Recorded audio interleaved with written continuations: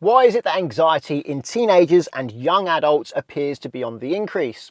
What prompted me to make this video was a recent episode of a driving instructor podcast I was listening to. It's known as the KIT podcast. And they were talking about how driving instructors who have been in the job for a long time have noticed that they're teaching more people who are anxious than they used to be. And that really rang a bell with me. I was like, yes, that's me. I've noticed that more people are anxious as well. But then that got me thinking, why? Well, I don't know why, but I have an idea and I'm going to share it with you. What I will say though, is I can't blame it on the pandemic because it was happening before that, although that may have made it worse. So I'm going to set the cameras up so that you can see me driving, so that if you're learning to drive, you may learn a thing or two from what I'm doing with the pedals. What I'm really going to do is I'm going to take you on a trip down memory lane to show you some of the places where I used to hang out and why I think anxiety may be on the increase. But bear in mind, I'm probably wrong. So let me know what you think in the comments. I'm taking you to where I used to live between the ages of 2 and 6. This is where my first memories were formed. I remember the back garden, the house, the front garden, and the pavement in front of the house that I used to use. Now I want you to bear in mind that this is the Tuesday after Easter Monday. So it is the school holidays at the moment. And it's 13 degrees outside, so relatively warm for England. It's not hot, but it's not cold either. And it's been a very nice sunny day so far, although clouds are starting to appear. I'm about to turn into the road where I live between the ages of 2 and 6. Doesn't look like the person's using the zebra crossing. The building on the left in front, that's my old dentist. And this building on the left here, that's significant because that is the library and that's where I would pedal up to. I had a little car, pedal car, rear wheel drive, no ABS though, and I would pedal along this pavement. My house was where this Range Rover is, where the silver Saab is parked in the driveway, and I'll pedal past my house. Where the bin is, there used to be a telephone box, and I'll pedal up to about where this bus stop is. If I was feeling really confident, I'd go round this bend into All Saints Avenue and maybe pedal up here a little bit. But it wouldn't be long before I was feeling a little bit frightened. I'm far from home now, so I'll turn around and go back. I was under strict orders not to go in the road. But this is the Easter holidays. It's a bright sunny day, relatively mild. When I was a kid, there were kids on this street. It was 30 years ago. I moved out of here in the summer of '93. But there would be kids mixing with each other, socializing, starting off scared, but then gaining confidence. And that hasn't been the case now, I think, for at least 20 years. Certainly in the last 10 years, you don't see children mixing on the street. But I think even as long as 20 years ago, it was becoming a rarity. Now, I'm not saying I used to pedal up and down that pavement at 2 years old. No, it was probably nearer the latter stages of when I lived there. So between 5 and 6, I moved out not long after turning 6. But not far, about 5 minutes walk around the corner is a park where I used to go. My mum used to take me there and my big sister used to go there with me. My big sister is only 2 years older than me, so that's going to be a 5-year-old and a 7-year-old going there on their own. Whether that's right or wrong, I don't know. I'm not commenting on that. I'm just saying that that's what we used to do and we weren't the only kids that did it. I don't want to film in a kids park and put it on YouTube. I'm not going to do that. I feel uneasy doing that. But what I will do is I'll drive past it with the camera angled towards it so we can see whether or not it's busy, whether or not kids are out socializing and mixing on this nice sunny Easter holiday. This is the road where the park is. In fact, my oldest sister now lives on this road. She's 38 years old and has 3 kids of her own. Let's see if the park is busy. No, it looks more or less completely empty. So when I was a young child, that was a busy place, especially during the school holidays. You wouldn't get it to yourself very often unless you went when the weather was a bit crummy. I'm now on my way to a small village just outside of Colchester called Birch. This is where I lived between the ages of 6 and 10. I'm just turning into the estate where I used to live, Mill Lane. It's not the road I lived on, but it was the way in. The road looks a lot smaller than I remember. It's amazing when you come back somewhere how much everything seems to have shrunk. I remember I had a friend that lived in a house on the right behind this bush, a really old house. That's it. Yeah, that very large old house. You probably couldn't see that on camera.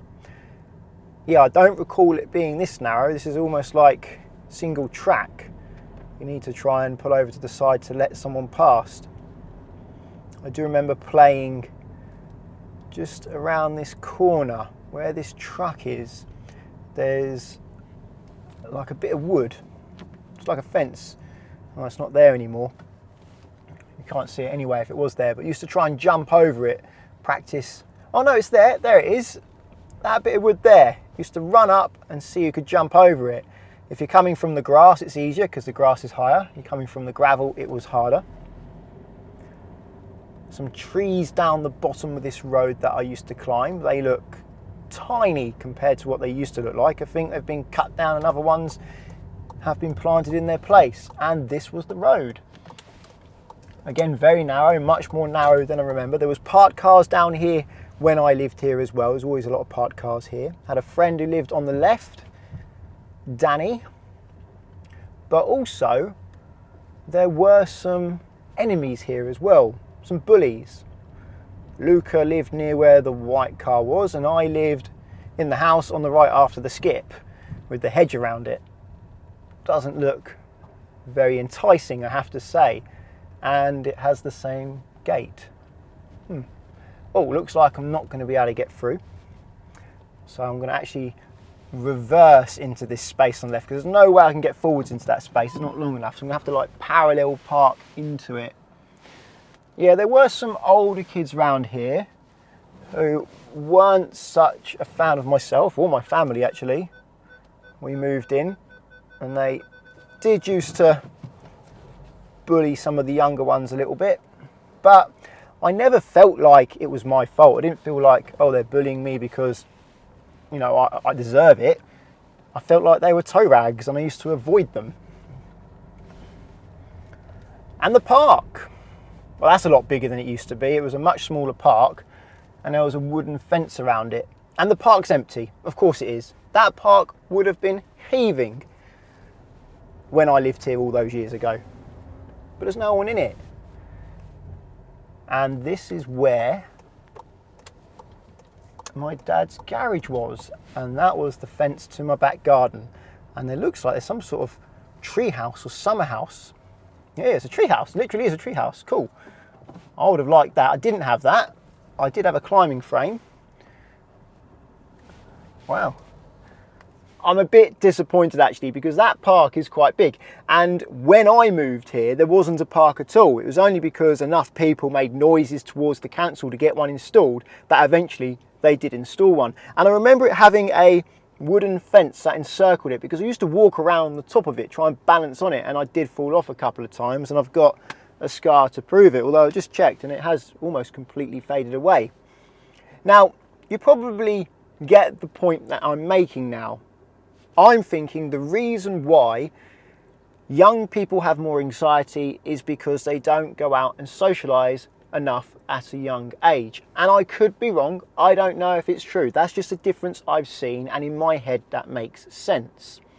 You learn how to socialise, learn how to make friends, and you learn how to deal with the people who aren't nice to you as well. I don't think though it's down to the parents, and I don't have any right to comment on how people parent kids because I'm not a father. But I do have nephews and nieces, and I can see that it's not the parents stopping them from going out. It's the kids not wanting to go out, and that is because computer games are so immersive now. they're like a world in their own. You can get lost in them. You don't have the need to go out because you can be entertained at home. Whereas when I was a child, I didn't have a computer console. Some people did, but not everybody did. Mega Drive, Sega Mega Drive was the console of the time, and games like Street Fighter and this one with Ferrari Testarossa convertible, I think it was called Outrun. They were popular, but they were nothing like the games now. And yes, you could play them for a few hours and entertain yourself, but they would grate after a while and you want to go back out and play with your friends. So I think it's because computer games have become so interesting and so entertaining that there isn't much of a need to develop the social skills that there was when I was a child. I might be wrong, I probably am wrong. Let me know what you think in the comments. And in true British style, it's raining now. I do remember this lane though. It's called Pudding Lane, funnily enough, because I remember walking along here with my mum and we used to pick the blackberries that grow at the side of the road, put them in a plastic carrier bag, go home and make a blackberry crumble. I still do that today actually, but not on this road. Just if I find blackberries, I'll pick them and make a crumble out of them. I know blackberry crumble bears no relevance to this video, but I was in the area and I thought I'd share some nostalgia with you. I have found a study that is relevant though. I'll leave a link in the description if you're interested. It was published online by Cambridge University Press on the 8th of September 2020, and it says the data comes from generalized anxiety diagnosis and symptoms which were calculated from 795 UK general practices contributing to the Health Improvement Network database between 1998 and 2018. And it appears between 98 and 2008 there wasn't much of an increase in anxiety. It went up a bit, but not by much. But between 2008 and 2018, it went up by a lot. I don't know what happened after 2018 because the study doesn't go beyond then. I would guess anxiety has increased further, but that's anecdotal. I don't actually know. Shall we have some numbers from this study?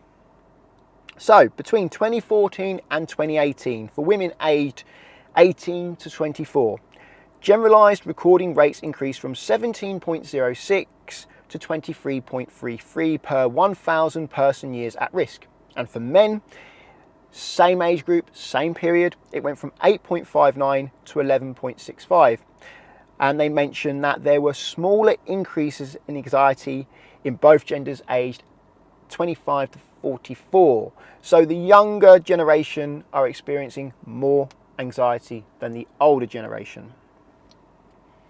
The study didn't seem to go into why though. Why is anxiety on the increase in younger people? However, it did mention that social media may partly be responsible, is the wording.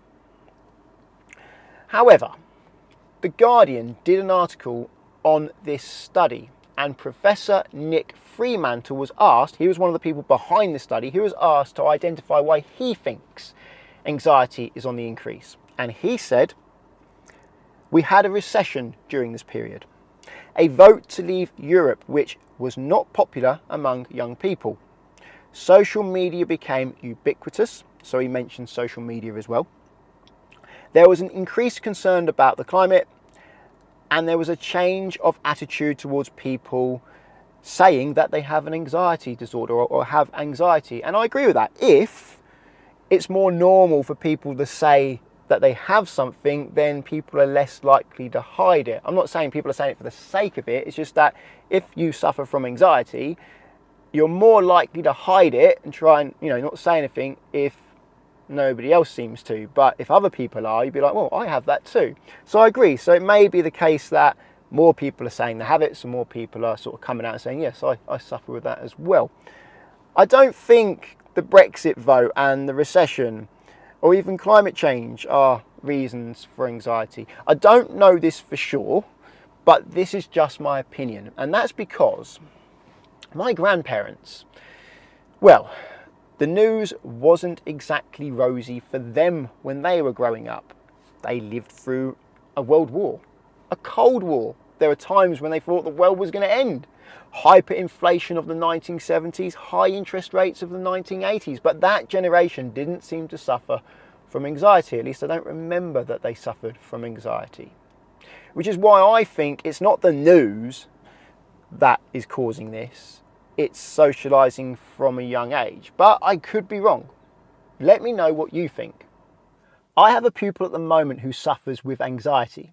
It's clear from his body language that that's the case. So I've spoken to him about it, and he says he's aware that he's anxious, but he finds it frustrating because in his head, everything's fine, but he feels anxious anyway. And I make it worse. Well, at least I do if I try to give a textbook lesson. You see, driving instructors, once they qualify, they have to continually be tested to make sure that they're up to standard.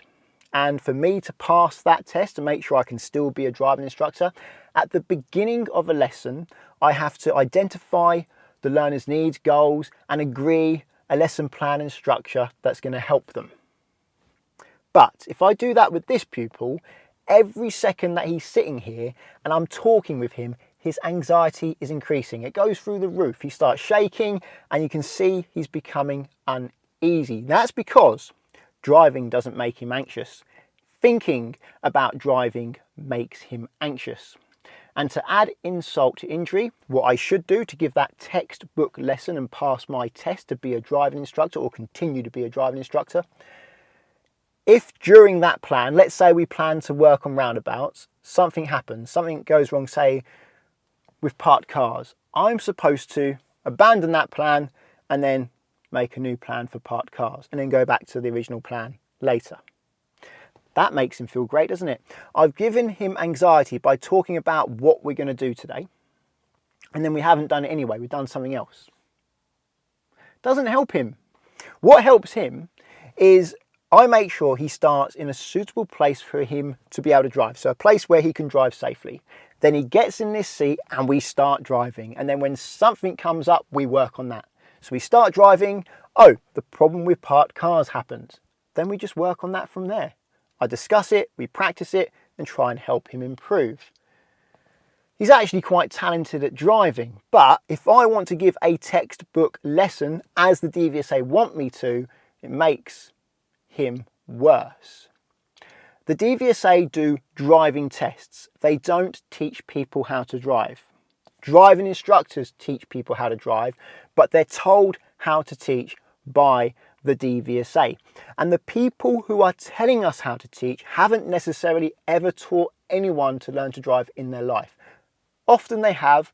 Often the way it works is that they were a driving instructor, then they become an examiner and did that for many years, and then they started assessing driving instructors. But it's been years since they have given the lesson, and for some of them they've never given a lesson at all, yet they're telling us how to teach. About 15 years ago, I worked in the heating and air conditioning industry. That's about 15 years ago. I can do a bit of plumbing. I can maybe fix my boiler if it's easy, but I don't really know what I'm doing. My friend sent me a picture the other day of his underfloor heating, and he said, you know, what's wrong here? Here's the pipes, it's not working. And I just looked at it and thought, that's a lot of pipes. And I sort of had a look and I thought, looks fine to me. Turns out when they got someone who actually know what they're doing to look at it, it wasn't fine. If you're interested in a video to help you overcome your anxiety when learning to drive, I'll leave a link to one up there. I've actually done 3. This video was more to give comfort and support to pupils who are anxious, because if you understand that you're not alone, and in fact it's actually quite common, that can be comforting and make you feel better. Also, if you're a driving instructor and you feel like your pupils have been more anxious lately, well, you're not the only driving instructor who feels that way. Also, there's a study that backs it up. If you found the video interesting, please give it a thumbs up. And if you're looking for car insurance, check out the links to Collingwood and Confused in the description. If you're learning to drive and want to insure yourself on somebody else's car for practice, then Collingwood are there for you, because you can do so without affecting the owner's policy, and that takes away a big stress from the owner of that car. Via the link, there's up to 35% off and a £20 Amazon gift card. If you want to insure your own car, I recommend checking out the link to confused.com, because you fill out one quote form and get many quotes back from different insurers to compare who's cheapest. And you can change your car on that quote as many times as you like without having to redo the whole quote. So it's a quick and easy way of comparing how much it costs to insure different cars if you're shopping around for a car. Using the links doesn't cost you anything, but it does support the channel, so thank you very much. Subscribe to get my future videos, and until the next one, cheerio.